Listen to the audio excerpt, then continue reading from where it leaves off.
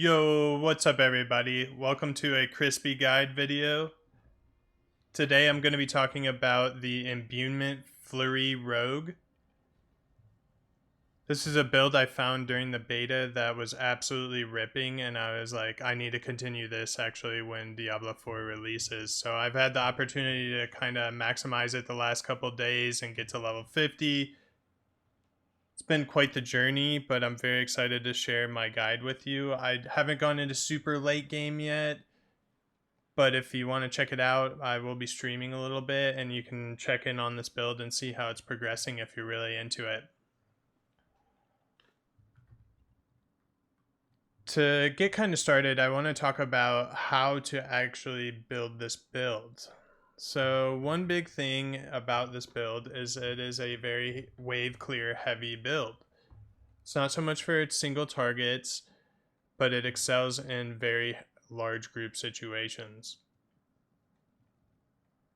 And how you kind of start this build, you can start it very early. I actually do recommend starting it early. I think I started at level 8 was when I first got my big item or milestone.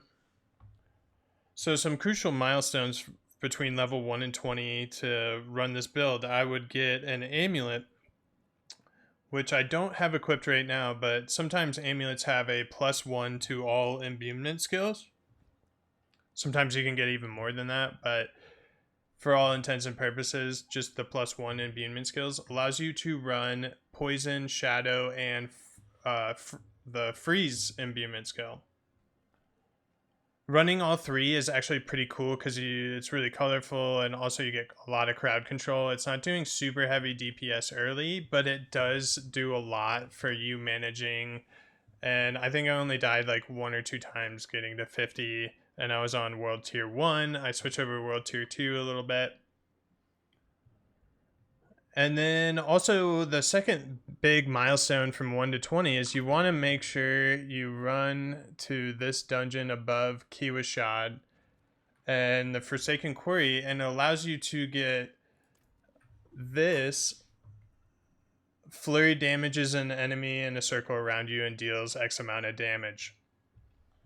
Now I got really lucky with this amulet. It does 23%. I think the standard one only does 11%. But you can imbue an amulet. I would recommend imbuing it on an amulet or a ring because you're not going to be really changing those out too much while you're progressing through the campaign or getting to level 50. But you do want to be careful. And then basically once you reach like level 40-ish, 35-ish, once you start to actually like get into your ulti, I do recommend grabbing Shadow Clone. Shadow Clone is a huge part of this build. You don't want to miss it. Basically, you can pick 2 imbuments after you get Shadow Clone. I run Shadow and Poison because it seems to be the highest heavy DPS output. I've also found items that just benefit Shadow and Poison a little bit better than the cold one. But if you have items that fit the cold imbuement, why not try and run it, right? And then on to the next thing, I want to talk about what are the primary stats of this build. What are you going to be really looking for in items? I would recommend looking for dexterity and intelligence. Dexterity is going to give you that skill damage increase that you're going to be looking for off your imbuement skills. When intelligence is going to give you resistance to elements, is going to help you with later game. But also it's going to increase your critical strike chance, and you want to do that as much as possible. I say intelligence because I got this board that allows me to have a glyph that increases my imbuement skill by 20%, which is just awesome. It helps me rip late game.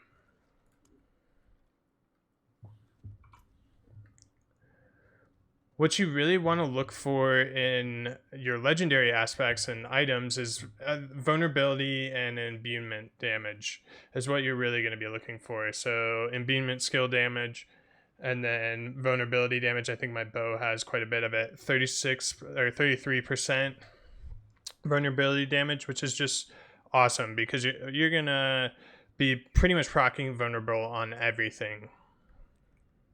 Your primary items that you're really going to want to be looking for and running are daggers, and then also you're going to be wanting to look for health later in the game and your resistances later in the game, because resistances will play the biggest part when it comes to actually surviving late game.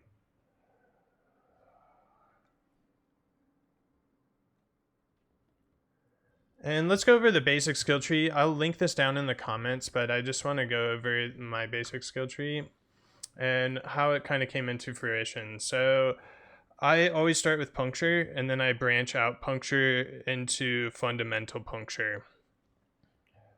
The reason I do this is fundamental puncture allows you to proc vulnerability, and then you can follow it up with the Flurry skill, core skill, that allows you with improved Flurry to proc vulnerability to everybody around you or every enemy around you. After that, you want to go on to dash, or you can even do shadow step. Either of the two do work for this build, but I prefer dash just because of the enhanced dash that allows the critical strike chance that goes through. I'm a little bummed they nerfed this. It kind of hurt my build a little bit, but nothing too crazy.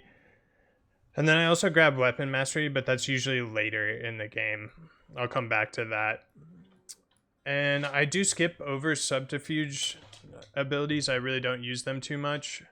But when it comes to subterfuge, I just go into exploit and I go into malice. So basically what that allows me to do is get to the next layer of your imbuments, but also it's going to give you a lot more damage with vulnerable enemies and healthy and injured enemies.